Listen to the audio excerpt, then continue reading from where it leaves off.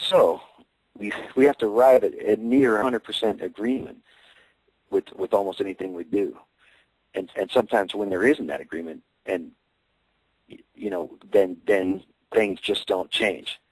And right now, I think that the music business has changed so much.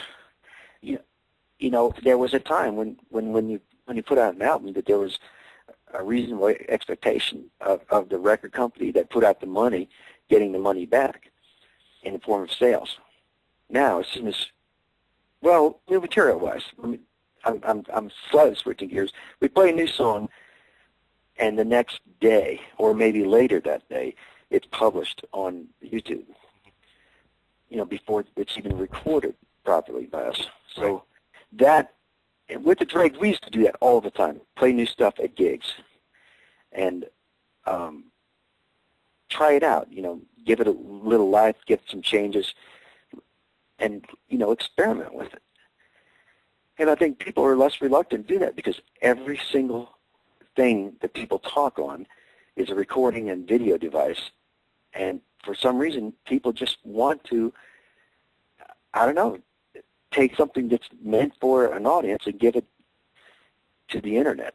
Right. I don't understand it, but that's the way it is. So that's one thing. Then another thing is once you put out an album, all it takes is one person to buy it and put it on the Internet in certain, the network's so fast that there's no way to pay for all the expenses and time involved unless you're, in a market that isn't so some computer literate or computer accessible, which I don't know what market that's going to be soon.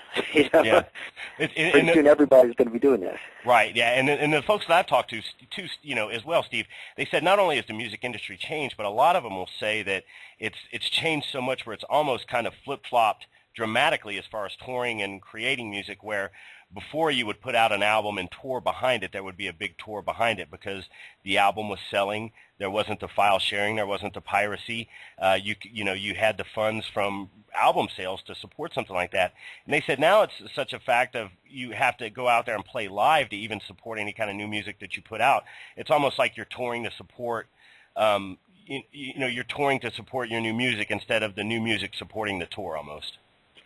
Well, for me, it's for the last 3 decades, it's always been the flip-flop way where whoever puts out the album isn't going to do much promotion, and then they blame you if you don't tour enough.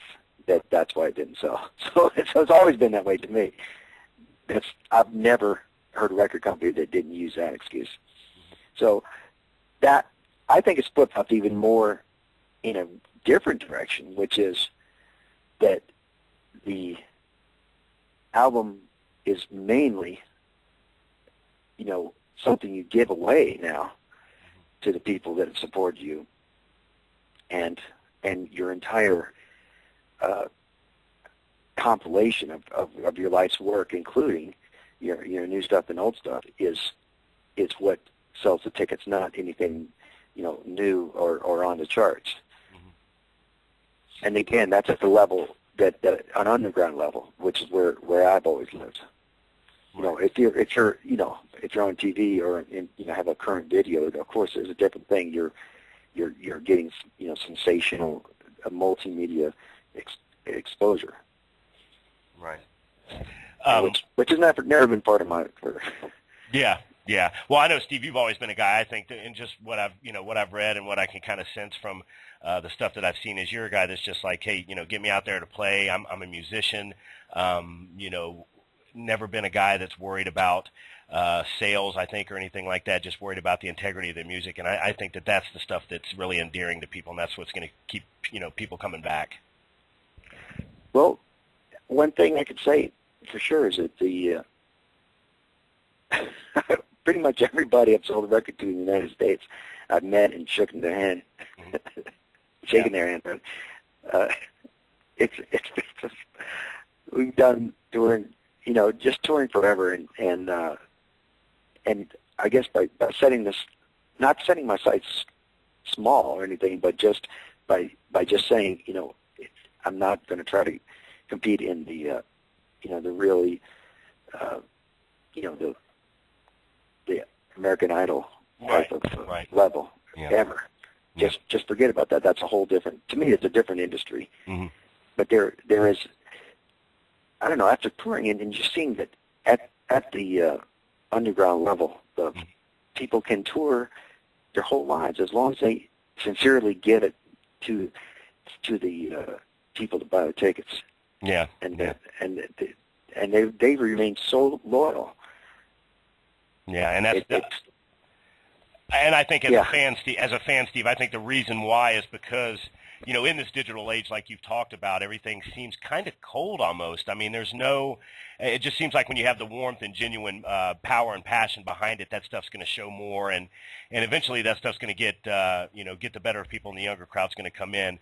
Hopefully not the American Idol crowd, like you said, but I think that's the stuff that really speaks to people.